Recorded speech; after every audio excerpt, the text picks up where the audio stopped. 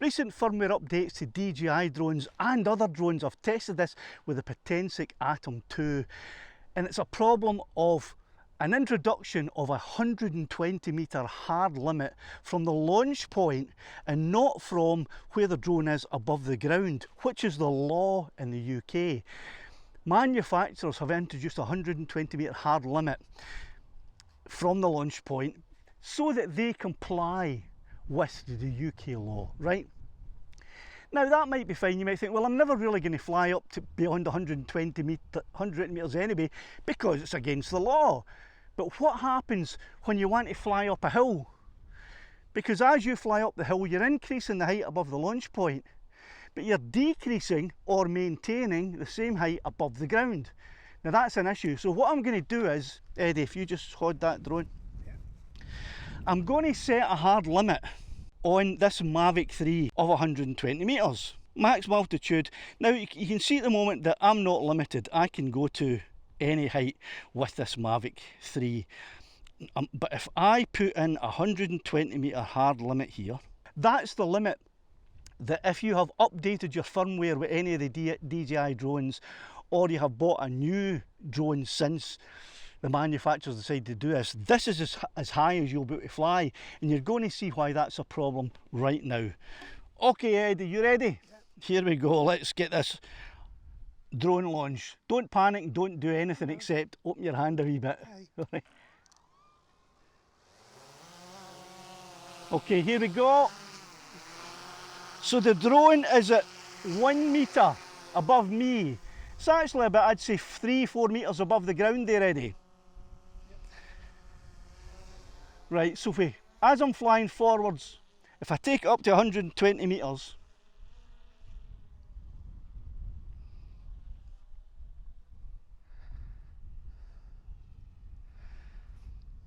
it's going to be able to go a fair distance because this is a nice gradient. It's not a steep gradient at all. But there we go, we're now approaching 120 metres and that will be my limit. Right, that's the maximum altitude reached. I can't go any higher than that. It'll be difficult to see, but I would say, maybe 40 metres from the ground and getting closer and closer as I go forward, as the hill slopes up. And very, very soon, I'm gonna reach the ground. Now my obstacle avoidance is turned off at the moment because I am in sport mode, but very, very soon I'm going to be switching over to normal mode, which will allow the obstacle avoidance to kick in.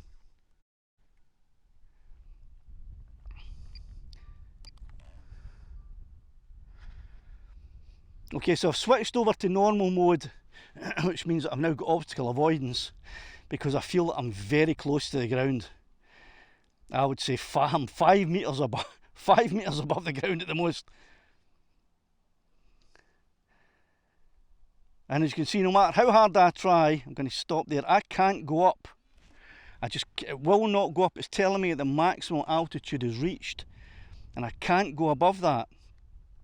So if I continue to fly forwards, and there's the fence, so I'm literally between 2 and 5 metres above the ground, and I can't go any higher. Okay, I'm just not going to go any further than that because I'm literally in line with the fence, and the fence is only 1 metre high. So I'm between 1 and 2 metres above the ground. But according to the telemetry, I'm 120 metres above this launch point, and I can't go any further. So that's not good in my opinion at all. It severely limits where you can fly. So I'm going to head back down.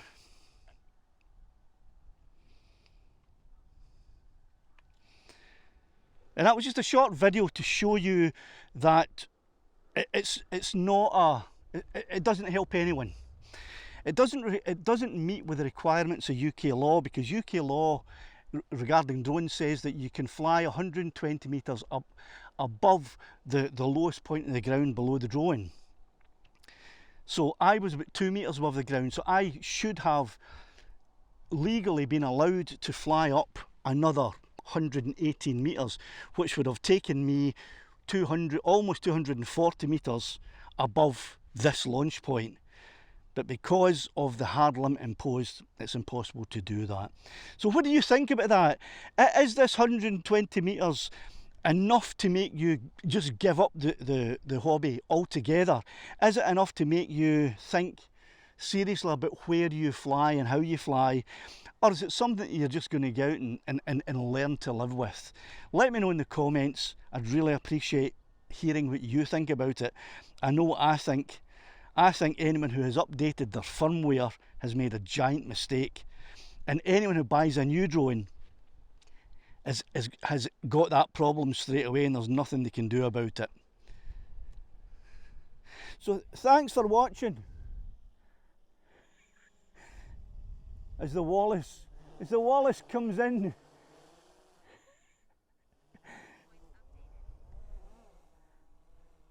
Thanks very much for watching. Do all the usual YouTube stuff.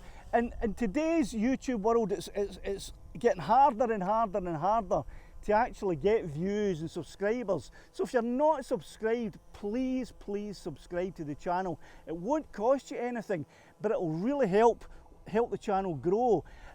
Give me a thumbs up and leave a comment, please. Thanks a lot. Cheerio the now.